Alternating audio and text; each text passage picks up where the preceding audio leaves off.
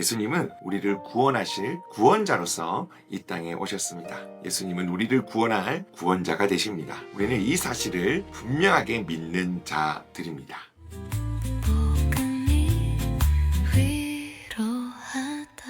안녕하세요. 위로자 여러분. 손몽수 목사입니다. 지난 시간까지 그 사도신경의 첫 번째 절을 함께 살펴봤는데요. 오늘부터는 두 번째 절로 넘어갑니다. 그 외아들 우리 주 예수 그리스도를 믿사오니. 오늘은 그 중에서 예수님의 이름, 예수에 대해서 함께 이제 살펴볼 건데요. 사실 이 이름에는 놀라운 비밀이 있습니다.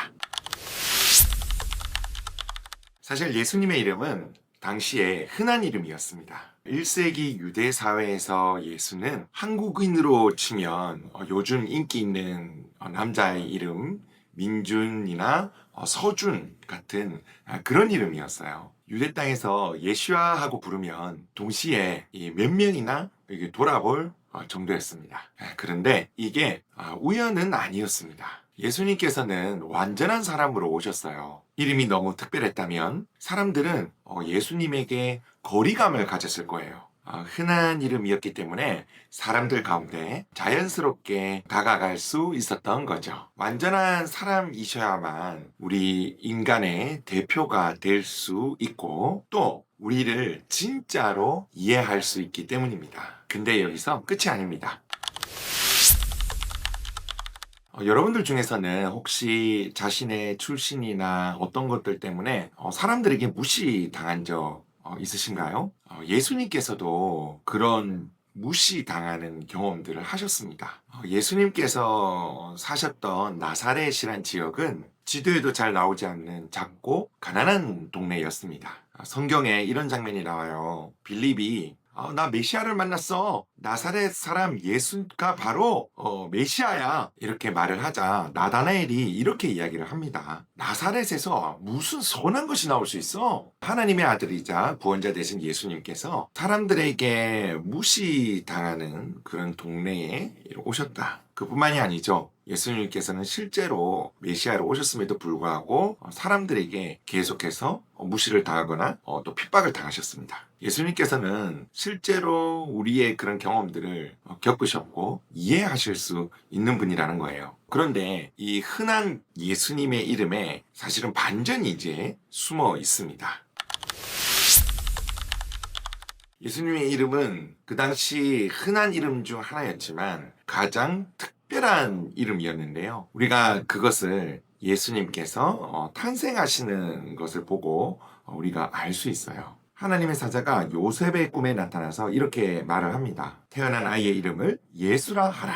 하나님께서 이 예수님의 이름을 직접 지어 주시는 거예요. 만약에 그냥 흔한 이름으로만 왔다면 사람들은 예수님을 친근하게는 봤을지 모르지만 특별한 존재로 여기기는 어려웠을 거예요. 그런데 성경은 이 흔한 이름을 다른 예수라는 이름을 가진 사람과 다르게 하나님께서 직접 예수님에게 지어줬다라고 이야기를 하고 있습니다. 하나님께서 직접 예수님의 이름을 지어주셨기 때문에 예수라는 이름은 흔하면서도 가장 특별한 이름이 될 수 있었습니다. 이건 놀랍죠? 흔한 이름으로 오셔서 우리 가운데 가까이 오셨고 또 그 흔한 이름을 하나님께서 직접 지어주시면서 특별한 이름이 되었다. 참 이런 걸 보면 하나님의 그런 섬세한 인도하심과 계획들 이런 것들이 참 놀랍다. 그렇게 생각하게 되는 것 같아요. 자, 그럼 이 이름의 뜻은 무엇일까요? 이 예수님의 이름의 뜻에 이미 예수님께서 어떤 분이신지 그리고 어떤 일을 하시는지 그 예수님의 사명에 대해서 구체적으로 기록되어 있습니다. 예수님의 이름은 히브리어로 예슈아입니다. 구약의 그 여수아 아시죠? 그 여수아의 이름의 축약형이 바로 예슈아입니다. 뜻은 여호와는 구원이시다라는 뜻이에요. 여호와께서 구원하신다라는 뜻입니다. 성경은 이 예수님의 이름에 대해서 이렇게 정의를 해요. 마태복음 1장 21절입니다. 아들을 낳으리니 이름을 예수라 하라. 이는 그가 자기 백성을 죄에서 구원할 자이심이라.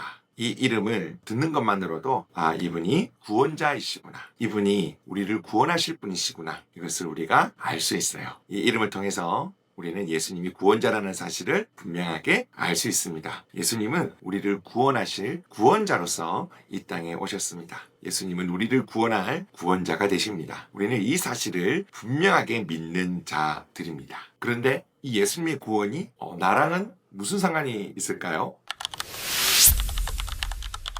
우리 다 아시겠지만 그래도 한 번 더 생각해 봤으면 좋겠습니다. 성경은요, 인류의 모든 문제의 근원이 죄에서 시작됐다라고 이야기를 합니다. 여기서 죄는 단순한 나쁜 행동만을 이야기하는 건 아니에요. 하나님을 거부하는 거, 그래서 단절된 거, 하나님을 거부함으로 단절된 상태 그 자체를 성경은 죄라고 그렇게 이야기를 합니다. 성경은 이 죄로 인해서 하나님과 단절되었고 그 하나님과 단절됨으로 인해서 삶의 고통과 악함이 생겨난다고 그렇게 말을 하고 있습니다. 그래서 이 예수님의 구원은 단순히 그 죄로 인해 받을 형벌에서 구원하는 것만을 이야기하는 건 아니에요. 죄로 인한 삶의 모든 고통으로부터 모든 문제로부터의 총체적인 구원을 이야기를 합니다. 인간의 고통의 그 근원 문제를 해결하실 수 있는 분이 유일한 분이 바로 예수님이라고 성경은 가르치고 있어요. 여러분들은 어떻게 생각하십니까? 이 구원자 되신 예수님을 믿는 분들은